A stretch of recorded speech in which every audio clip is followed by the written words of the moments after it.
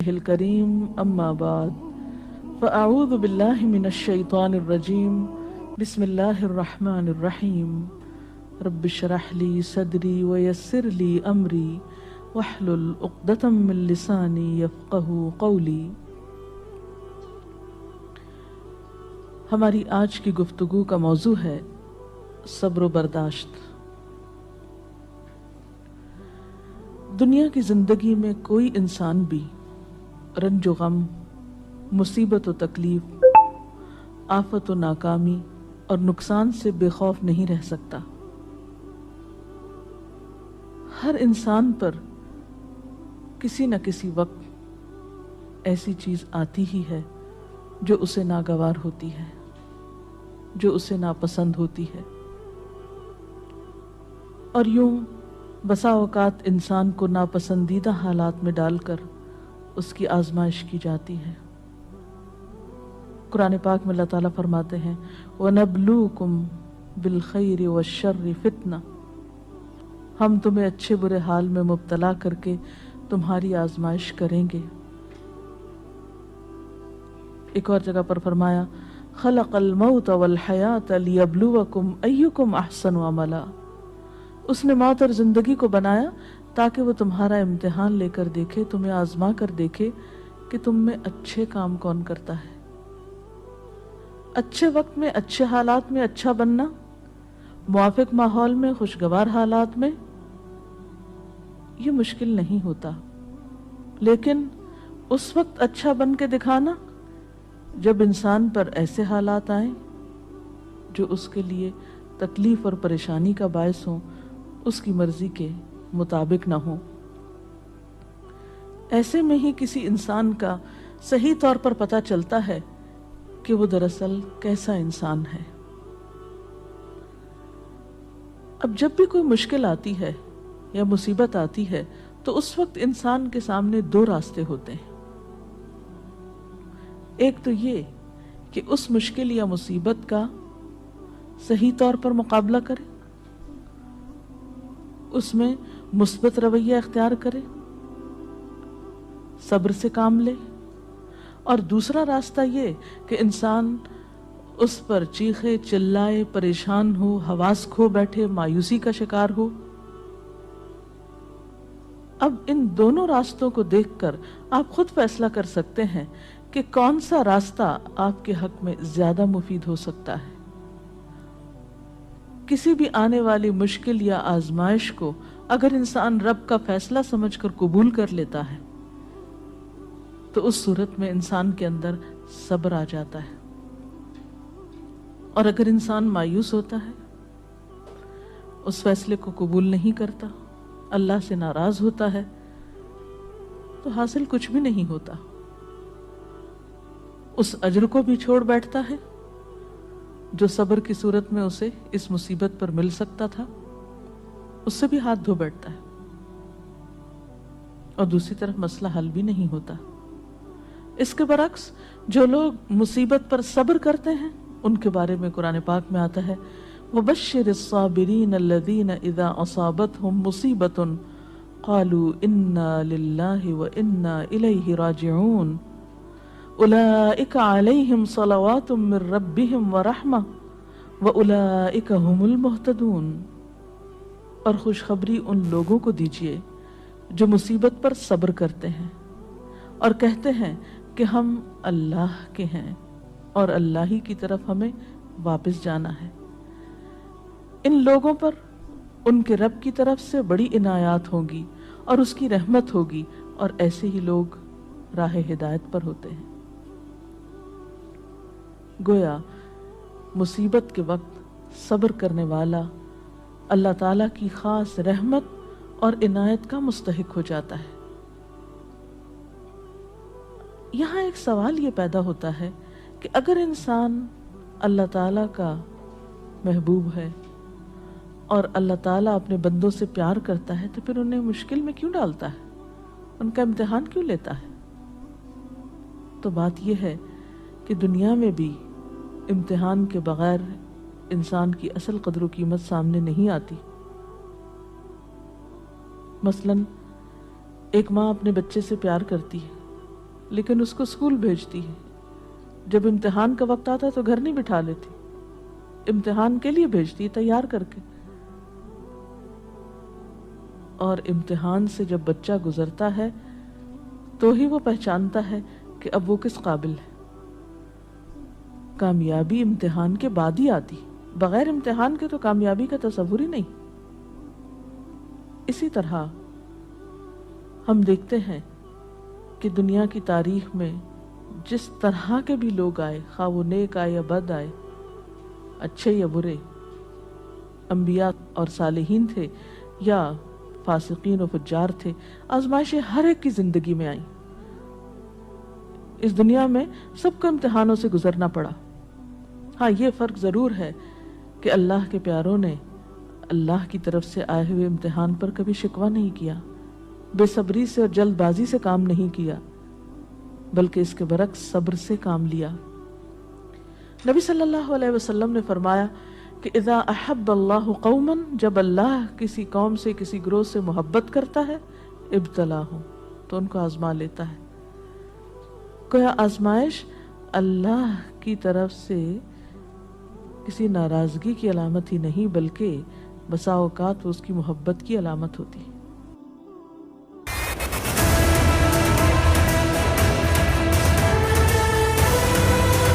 محبت کی علامت ہوتی. پھر فرمایا کہ جو شخص اس پہ راضی ہو جاتا ہے اللہ اس کے لیے راضی ہو جاتا ہے, اور جو ناراض ہوتا ہے اللہ تعالیٰ اس سے ناراض ہو جاتا ہے. لیکن وہ لوگ جو کسی بھی دکھ, تکلیف اور آزمائش کے وقت صبر کرتے ہیں تو ان کے بارے میں خوشخبریاں بھی ہیں. ایک جگہ پر آتا ہے ان اللہ مع الصابرین, اللہ صبر کرنے والوں کے ساتھ ہے. وبشر الصابرین, صبر کرنے والوں کو بشارت دے دو. اور قیامت کے دن تو صبر کرنے والوں کا اجر بے پناہ ہے. حدیث میں آتا ہے قیامت کے روز دنیا میں عافیت سے رہنے والے جب آزمائش میں مبتلا لوگوں کے اجر کو دیکھیں گے, یعنی قیامت کے دن جو ان کو اجر ملے گا اس کو دیکھیں گے, تو تمنا کریں گے کہ اے کاش دنیا میں ہماری جلد کینچیوں سے کاٹ دی جاتی اور ہم بھی صبر کرتے اور آج ہمیں بھی اتنا بڑا اجر ملتا.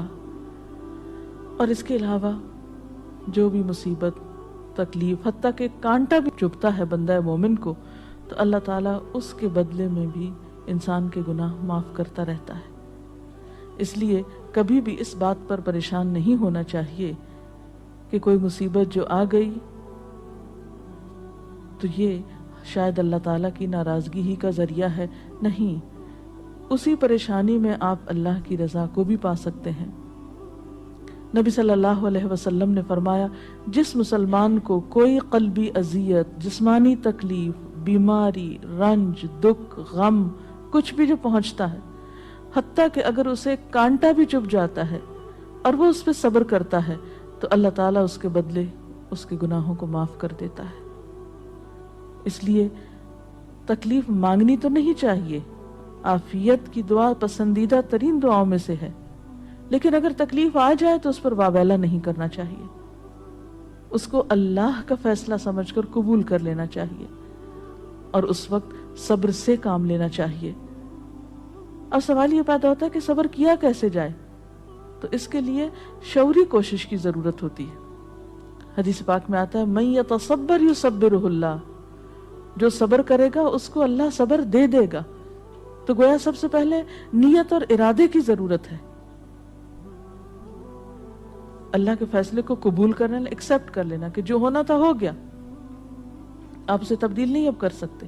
مثلا کوئی شخص فوت ہو گیا, آپ اس کو دنیا میں لا تو نہیں سکتے, اب کیا اللہ کے فیصلے کو قبول کر لیجئے اور اس طرح بہیو کیجئے کہ اللہ راضی ہو جائے کہ ہاں اس میرے بندے نے میری بات کو قبول کر لیا, اس کا برا نہیں مانا. پھر اسی طرح انسان اپنے رب کی طرف سے ملنے والی نعمتوں کو اس موقع پہ یاد کرے. جب ایک چیز جاتی ہے تو بہت سی ہمارے پاس بھی تو ہوتی ہیں. عموماً ہم اس کے پیچھے تو بہت روتے ہیں جو چلی جاتی ہے, اور جو نعمتیں ابھی ہمارے ہاتھ میں ہیں, ابھی ہمارے پاس ہیں, ان پر ہماری توجہ ہی نہیں جاتی. مثلا خدا نہ خواستہ بچوں میں سے اگر ایک فوت ہو گیا تو باقی تو ہیں، اگر خدا نہ خواستہ اولاد نہیں تو والدین تو ہیں، وہ نہیں بہن بھائی تو ہیں، صحت سلامتی عطا کی ہے، ساری نعمتیں اگر انسان ان کا احساس کرتا رہے، ان کا ذکر کرتا رہے، ان کو تسلیم کرتا رہے، تو انسان کے اندر صبر و رضا کی کیفیت پیدا ہوتی ہے۔ اور پھر اگر پھر بھی دل میں صبر نہ آئے تو ان لوگوں کے حالات پر نظر ڈالی جائے جو ہم سے زیادہ مصیبتوں کا شکار ہے۔ اگر ہم کسی ایک بیماری میں خدا نخواستہ مبتلا ہیں تو ان لوگوں کو جا کر ہسپتالوں میں دیکھیے جو ایک وقت میں کئی ایک بیماریوں میں مبتلا ہیں۔ تو ہمیشہ تکلیف میں اپنے سے بڑی تکلیف والے پہ نظر ڈالیں گے تو اپنی بھول جائیں گے۔ اور اس کے ساتھ ساتھ یہ ہے کہ انسان کو دعا بھی کرتے رہنا چاہیے۔ قرآن پاک میں بھی ایسی دعائیں ملتی ہیں جیسے ربنا افرغ علینا صبرا وتوفنا مسلمین، ربنا افرغ علینا صبرا وثبت اقدامنا، ان دعاؤں کو بھی پڑھنا چاہیے۔ اسی طرح حضرت ابن عباس کا بیان ہے کہ نبی صلی اللہ علیہ وسلم جب کسی رنج و غم میں مبتلا ہوتے تو یہ دعا کیا کرتے تھے، لا الہ الا اللہ رب العرش العظیم، لا الہ الا اللہ رب السماوات و رب الارض و رب العرش الکریم۔ تو اللہ کا ذکر، اس کی دی ہوئی نعمتوں کا شکر انسان کے لیے صبر کے معاملے کو آسان کر دیتا ہے۔ اور حقیقت یہ ہے کہ صبر سے بڑھ کر کوئی چیز نہیں جو انسان کے لیے اتنی فائدہ مند ہو، جیسا کہ ایک بخاری کی حدیث میں آتا ہے، ما اعطی احد عطاء ما اعطی احد عطاء خیرا واوسع من الصبر، صبر کی توفیق سے بڑھ کر سمجھ لو کہ بہتر اور عمدہ نعمت کسی اور کو نہیں ملی۔ یعنی جس کو صبر کرنے کی توفیق ہو گئی، ہمت ہو گئی، تو سمجھ لیجئے کہ اس کو سب سے بڑھ کر نعمت مل گئی۔ یہ توفیق رب کی نعمتوں میں سے ایک بڑی نعمت ہے۔ اور ایک اور روایت میں تو صبر کو آدھا ایمان کہا گیا، صبر نصف الایمان۔ اور مومن کا حال کچھ یوں بتایا گیا، یعنی مومن کی شان، آپ صلی اللہ علیہ وسلم نے فرمایا کہ مومن کی شان بھی عجیب ہے، اور یہ شان مومن کے سوا کسی اور کو نصیب نہیں ہوتی۔ ان اصابتہ سراء شکر فکان خیر لہ وان اصابتہ ضراء صبر فکان خیر لہ، کہ اگر اسے راحت اور خوشی ہوتی ہے تو وہ شکر کرتا ہے، اس طرح اپنی نیکی کو بڑھا لیتا ہے، اور اگر اسے کوئی تکلیف پہنچتی ہے تو صبر کرتا ہے، اور اس سے وہ اپنے درجے بڑھا لیتا ہے۔ تو گویا صبر ہر حال میں انسان کے لیے فائدہ مند ہے اور انسان کے درجات کو بڑھانے کا ذریعہ ہے۔ اس کے برعکس بے صبری انسان کے لیے کسی طور پر بھی فائدہ مند نہیں، بے صبری سے کوئی کام نہیں بنتا، بے صبری سے کوئی بھی نتیجہ نہیں نکلتا، آپ تقدیر کے کسی فیصلے کو پلٹا نہیں سکتے۔ اس لیے صبر کرنا فائدہ مند ہے، اللہ تعالیٰ سے اس کی توفیق مانگنی چاہیے۔ اللہ تعالیٰ ہم سب کو اپنی عافیت میں رکھے، اور اگر اس کے فیصلے سے کوئی آزمائش زندگی میں آئی ہوئی ہے تو اس پر صبر کے ساتھ اللہ سے رجوع کرنے کی توفیق ملتی رہے۔ اس سلسلے میں اگر کوئی سوال ہو آپ کے ذہن میں۔ ایک حالات جو ہمیں بہت ہی کامن نظر آتے ہیں کہ جب کسی کی وفات ہوتی ہے، اور بہت ہی عام دیکھا گیا ہے کہ لوگ بالکل اپنے آپے سے باہر ہو جاتے ہیں، اسے اللہ کی رضا،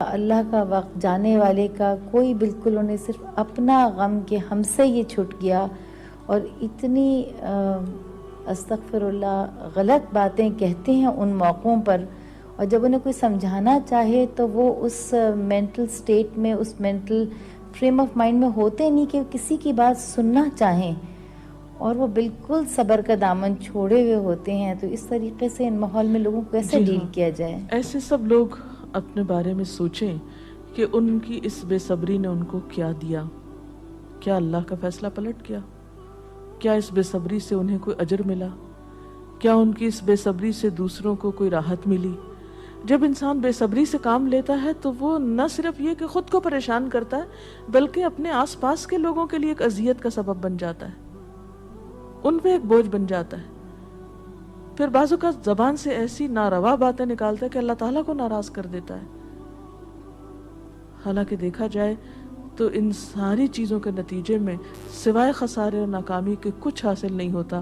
اسی لیے قرآن پاک میں اللہ تعالیٰ فرماتے ہیں وَالْعَصْرِ إِنَّ الْإِنسَانَ لَفِي خُسْرٍ إِلَّا الَّذِينَ آمَنُوا وَعَمِلُوا الصَّالِحَاتِ وَتَوَاصَوْا بِالْحَقِّ وَتَوَاصَوْا بِالصَّبْرِ، قسم ہے زمانے کی، یقیناً انسان نقصان میں ہے سوائے ان لوگوں کے جو ایمان لائے اور جنہوں نے اچھے کام کیے، ایک دوسرے کو حق کی تلقین کرتے رہے اور ایک دوسرے کو صبر کی تلقین کرتے رہے۔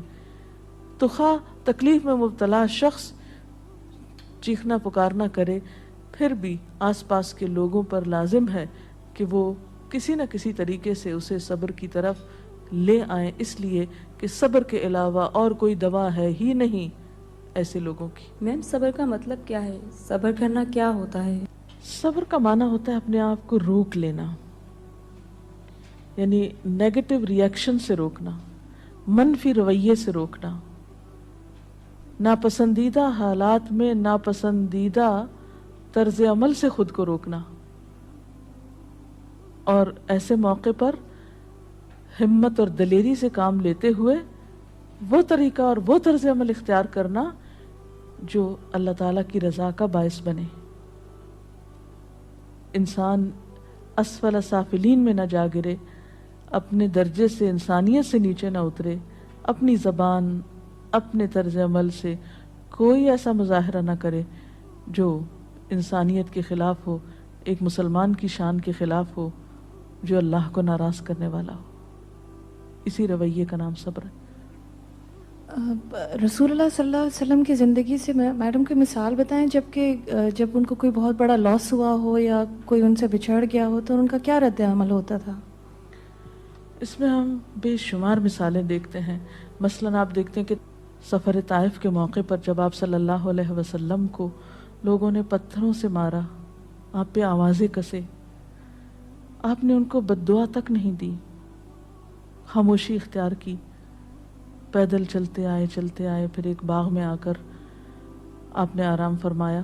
جبریل امین حاضر ہوئے کہ اگر آپ اجازت دیں اور آپ چاہیں تو ان لوگوں کو دو پہاڑوں کے بیچ میں پیس کے رکھ دیا جائے، لیکن آپ نے اس موقع پر بھی کوئی بات ایسی زبان سے نہیں نکالی، بلکہ کیا فرمایا کہ اللہ ان کو ہدایت دے، شاید ان کی نسلوں میں سے کوئی ایسا شخص ہو جو ہدایت پا جائے۔ اور ہم دیکھتے ہیں کہ محمد بن قاسم اسی قبیلے سے تعلق رکھتا تھا جس کی وجہ سے سندھ فتح ہوا اور یہاں اسلام کا دورہ ہوا۔ اثرات کہاں تک پہنچے صبر کے۔ اسی طرح اپنی اولاد کے معاملے میں آپ کے بیٹے ابراہیم، جن سے آپ کو بہت پیار تھا، جب وہ فوت ہوئے تو وہ آپ کی گود میں تھے اور آپ کے آنسو ٹپ ٹپ گر رہے تھے۔ لوگوں نے دیکھا تو کہا اللہ کے رسول صلی اللہ علیہ وسلم آپ بھی روتے ہیں؟ فرمایا کہ ہاں، یہ تو رحمت کی علامت ہوتی ہے، آنکھ آنسو بہاتی ہے، دل غمگین ہوتا ہے، لیکن زبان سے وہی نکلے گا جو اللہ کی رضا ہوگی، یعنی زبان سے کوئی ناپسندیدہ بات نہیں نکلے گی۔ اسی طرح جنگ احد کے موقع پر جب آپ کا دانت شہید کر دیا گیا، اس موقع پر بھی آپ نے کس طرح صبر و رضا سے کام لیا۔ تو گویا خواہ کوئی جسمانی تکلیف ہوئی آپ کو، یا اولاد کی طرف سے تکلیف اور غم پہنچا، یا اللہ کے راستے میں جب کہیں ستائے گئے، تو کسی بھی موقع پر آپ نے کبھی کوئی ایسا طریقہ اختیار نہیں کیا کہ جو اخلاق سے کم ہو۔ اسی لیے آپ کو یہ اعزاز نصیب ہوا کہ انک لعلی خلق عظیم، بے شک آپ اخلاق کی عظمتوں پر فائز ہیں۔ اور واقعی بہترین اخلاق اس وقت کسی کا پتہ چلتا ہے، اور بہترین اخلاق والا وہی ہو سکتا ہے جو ایسے موقع پر بہترین اخلاق کو ثبوت دے جب حالات اس کے موافق نہ ہوں، اس کے خلاف ہوں، اس کے نفس کو ناگوار ہوں، اس کے لیے تکلیف دہ ہوں، پریشان کن ہوں۔ جی